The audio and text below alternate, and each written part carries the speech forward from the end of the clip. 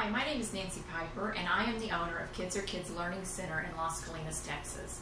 We have been here for about 12 years, and through the 12 years we've seen lots and lots of separation anxiety.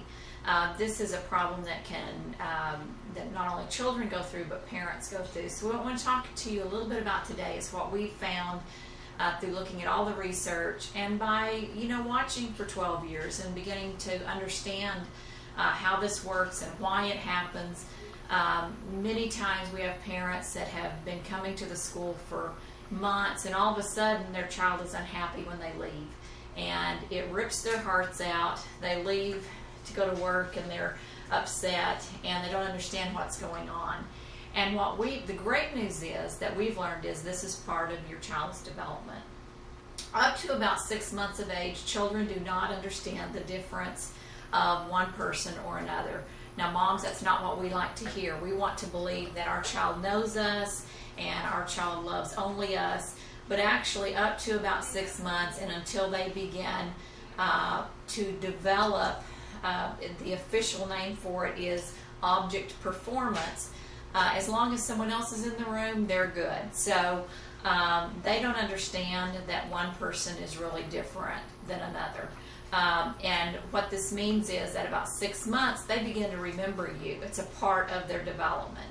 And they can imagine your face when you're not in the room, and they know that it's not you in the room. So between 6 and 8 months is when you'll see this begin to happen. So when you leave the room, they tend to cry because now they realize that it's not you in the classroom.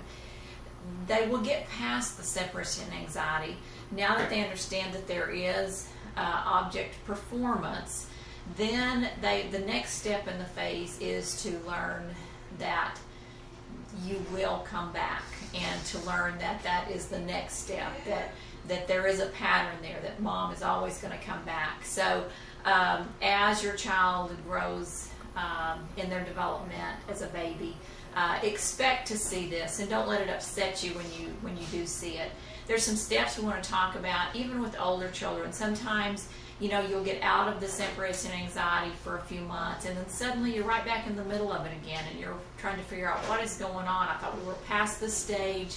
I thought that we'd moved on from this. But a lot of times older children can go back through it. We've seen it time and time again where maybe for 6 months everything's great, and then suddenly they're clinging again, or they're when you leave they're unhappy. The great news is normally toddlers and up, the 3-year-olds, if you see it happening there, by the time you get in your car, they're happily playing. While your heart is being torn out for the rest of the day, they're having a great time with all their friends and with their teachers, and they're just theirs is very short-lived. While I remember when my son was young, I'd go off to work and it would just kill me the rest of the day. I'd get there at the end of the day, run in and hug him, and he's too busy playing to even talk to me. And doesn't want to leave. Why are you here so early? Well, I'm here early because I knew you were having a hard time this morning. So it's much easier on the children than it is us, the parents. There's some things you can do. One is always be very open and honest with your child. Talk to them about, even if you think they're too young to understand, talk to them about, mommy has to go to work. I would much rather be with you all day and spend time with you, and it is going to make me sad, but you get to go too. A lot of times what we see parents do is they're so distraught about it that their attitude about it filters down to the child's attitude. If you're positive and upbeat and you talk about all the happy, fun things that the children are going to do that day, your teacher, Miss Christie's going to miss you if you're not there today. Your friends are going to miss you. Look at all the fun things you're going to miss out on. You really want to sell the experience to your child and help them remember that it is going to be a fun time. It's okay to miss mommy. Send them with a blanket or a stuffed animal that's we even had parents send if there's a sweater or something that they're used to seeing you in, they'll send that in here with them just to comfort them. They can hold that at nap time, or they can if they're just needing a little something to warm them up about their mom. It's something they can go get out of their cubby for a period of time and hold on to. Also, pictures are awesome. In all of our classrooms, we'll have family boards where you can see pictures of the family, and that's just so reassuring to children to be able to see the picture throughout the day. So if your teachers are asking for pictures, please bring those, because that can really help your child adjust. In our infant room, we love to have pictures in the crib so that when they wake up or they're going to nap, they still see mommy and daddy's faces, and so that is another way of reassuring them. And as I said, always talk to them about you are leaving, but you are always coming back, and just always reinforce that mommy will be back. Now, we also have those parents that linger, and they do not want to leave. They think that, if I come and I spend an hour here today, tomorrow will be easier.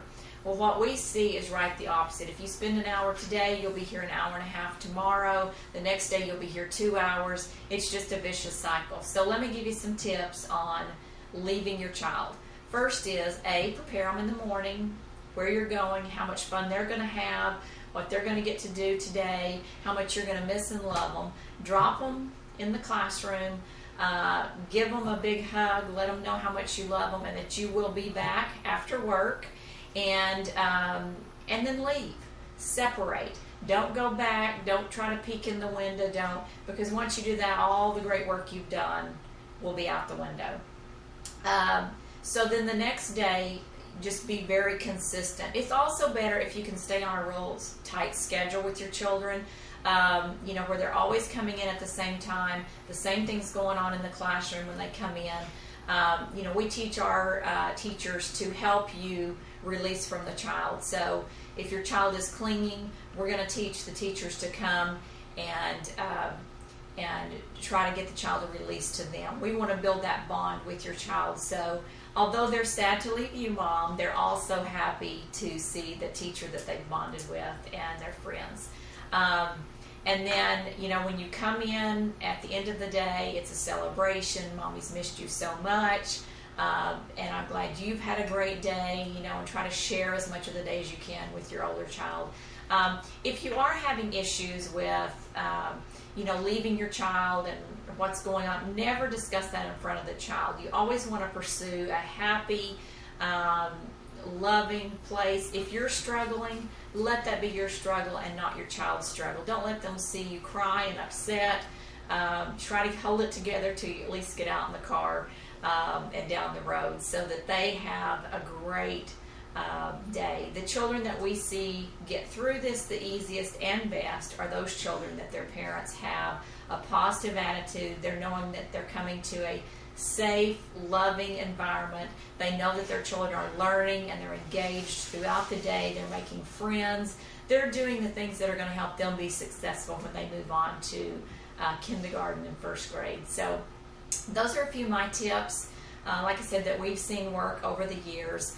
There's a ton of information on the internet. Just go into separation anxiety, pull that up, and you can just find a million different topics on separation anxiety and some tips to help you get through it. But it will get better, Mom and Dad, so hang in there. Thank you.